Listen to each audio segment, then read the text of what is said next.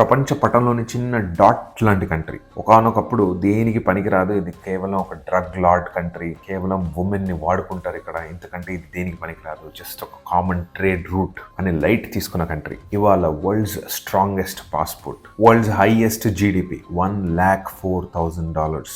మనదంతా approximately $2,400. GDP per capita అంటే ఉండే wealth అంతా ప్రజల్లోకి డివైడ్ చేస్తే ఎంత అవుతుంది అని. సో వాళ్ళ దగ్గర ఎంత వెల్త్ ఉంటే ప్రజల దగ్గరికి $1,04,000 వస్తుంది. మన దగ్గర ఇంత వెల్త్ ఉన్నా ప్రజల దగ్గరికి $2,000 వస్తుంది. సో దీన్ని బట్టి అర్థం చేసుకోవాల్సింది ఏంటంటే మన దగ్గర డబ్బులు ఉండేవాళ్ళు చాలా తక్కువ, డబ్బులు లేని వాళ్ళు మనం అందరం చాలా ఎక్కువ. కేవలం 700 square kilometers with a population density 8,000 people per square kilometer. Again population density అంటే ఒక కిలోమీటర్కి ఎంతమంది ఉంటారు.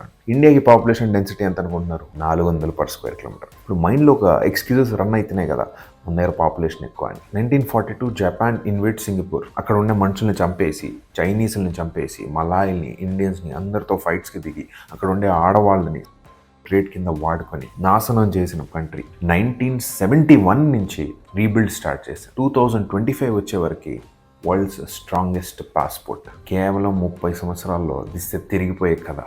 కింద లింక్లో మెన్షన్ చేస్తున్నాను, ఖచ్చితంగా చూడండి.